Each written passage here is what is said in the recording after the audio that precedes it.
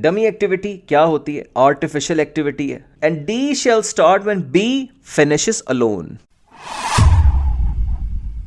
Hello everyone, this is Kamran Abdul Salam and today we are recording dummy activity. Continuation है उस lecture की जो कि critical path analysis में हम 2 वीडियोज़ अपने रिकॉर्ड करवा चुके हैं, उसी का सीक्वेंस है ये। डमी एक्टिविटी क्या होती है? आर्टिफिशियल एक्टिविटी है जो सिर्फ डायग्रामेटिक या पिक्टोरियल आप इमेज दिखाते हैं लेकिन उसमें कोई रिसोर्सेज इस्तेमाल नहीं होती। इसका मतलब क्या है? इसका मतलब ये है कि अगर फॉर इंस्टेंस मैं आपको ये सिचुएशन दे रहा हूँ, ये क्वेश्चन दे रहा हूँ और मैं आपसे कहता हूँ कि ये क्वेश्चन नंबर 1 है, ये क्वेश्चन नंबर 1 है और this is question number 2, right.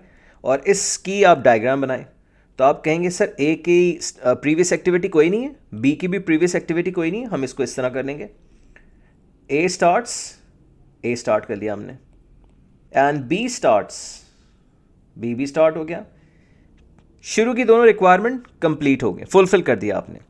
अब सी स्टार्ट हो गया जब ए और बी खत्म हो रहे हैं, तो बच्चों सी स्टार्ट कर देते हैं ए और बी के खत्म होने पे and this is how we have started activity C. ठीक, एक्टिविटी डी भी उस वक्त स्टार्ट होगी जब ए एंड बी बोथ खत्म हो रहे हैं। और ए और बी कहाँ पे खत्म हो रहे थे? ये नोड नंबर 1 था, ये नोड नंबर 2 है। नोड नंबर 2 के ऊपर ये एक्टिविटीज खत्म हो रही थी ए और बी की, वहां से डी स्टार्ट कर देते हैं। ठीक, तो इस चीज के अंदर आपको कोई कंफ्यूजन नहीं होनी चाहिए, राइट। लेकिन क्वेश्चन नंबर 2 क्या है? असल में कमाल आपने क्वेश्चन नंबर 2 को बना के करना है। क्वेश्चन नंबर 1 में तो कोई मसला ही नहीं है। क्वेश्चन नंबर 2 के अंदर डमी बन रही है। इस एक्टिविटी के अंदर यहां पे डमी एक्टिविटी बन रही है। वो कैसे बन रही है जरा मेरे साथ आके देखें। ये क्वेश्चन नंबर 2 के लिए मैं सॉल्व कर रहा हूं। Now we are starting activity A और एक्टिविटी बी। ये नाम लिख दिया हमने उसके ऊपर, ए है और ये है बी। ड्यूरेशन कुछ भी नहीं है। सी कब स्टार्ट हो रहा है?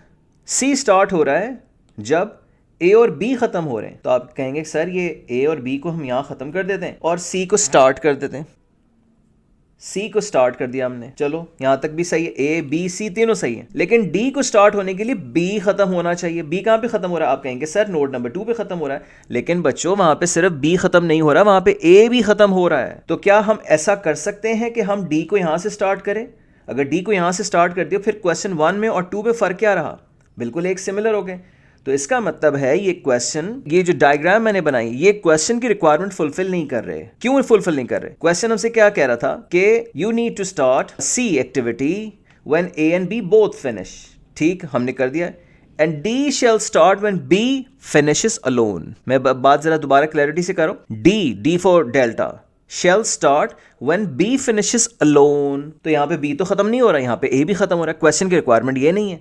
तो इसका मतलब ये है कि आपको इस वाली नोड को स्प्लिट करना पड़ेगा 2 नोड्स के अंदर और डमी एक्टिविटी बनेगी, राइट। अच्छा, अब ये जरा सुनिएगा मेरी बात। और ये किस तरह बनेगी? क्वेश्चन नंबर 2 ये बच्चों जरा इस तरह बनेगी। Activity A started, activity B started, right. फिर क्या होगा? फिर जनाब हम बनाएंगे इस एक्टिविटी को हम, और ये डमी एक्टिविटी है। और यहां से क्या स्टार्ट हो गया? यहां से सी स्टार्ट हो गया, क्योंकि क्वेश्चन में आपसे कह रहा था सी की रिक्वायरमेंट ये है कि should start when A and B both finish. तो आपने मेरे साथ ये क्या किया? आपने ए को यहां पे खत्म किया, ए को खत्म होना ही चाहिए था, और बी को यहां पे ला के खत्म किया। और नेक्स्ट स्टेप क्या है? नेक्स्ट स्टेप है जनाब D shall start when B finishes alone. तो हमने यहां से डी को स्टार्ट कर दिया और क्वेश्चन की रिक्वायरमेंट पूरी हो गई, राइट। और ये एरो हेड से आपने डायरेक्शन देना जरूरी है कि this is a dummy of B activity, right. किसकी डमी है? ये बी की बनी। और किसके लिए बनी है? सी के लिए बनी है, राइट। अच्छा, अब मैं आपसे जरा एक दूसरी सिचुएशन पूछ रहा हूं। इस वीडियो को पॉज करके दोबारा भी आप देखेंगे तो आपकी समझ में आ जाएगी बात। अच्छा बच्चों, मैंने ये किया कि I have changed the direction of this dummy. Direction of dummy मैंने चेंज कर दी। अब मुझे बच्चा बताओ कि अब किसकी डमी बन रही है? तो अब आप ये कहेंगे सर ये ए की डमी बन रही है, राइट। ये ए की डमी बन रही है। और ये इसका क्वेश्चन क्या होगा? D shall start when A and B both finish, और C shall start when A finishes alone. तो यहां पे ए खुद खत्म हो गया, सी स्टार्ट हो गया, राइट।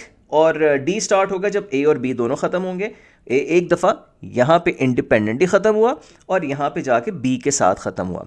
अच्छा, ये मैंने डमी एक्सप्लेन तो कर दिया आपको। अब आप दूसरी बात जरा गौर से सुन लें। दूसरी बात ये है कि बच्चों इस एक्टिविटी में, मैं जरा दोबारा से जो क्वेश्चन था उसी पे डायग्राम को मेंशन कर दूं। अच्छा, एक बात आपने ज़हन में रखनी है कि डमी एक्टिविटी के स्टार्ट पे जो नोड होगी और उसके एंड करते वक्त जो नोड होगी, इन दोनों के लिए ESTs और LFTs कॉमन होंगे। ESTs और LFTs की वैल्यू सिमिलर होगी, आइडेंटिकल होगी। Is that clear to you? अच्छा, अब मैं इस वीडियो को एंड कर रहा हूं और मैं नेक्स्ट वीडियो में डमी का क्वेश्चन सॉल्व करने जा रहा हूं। ठीक।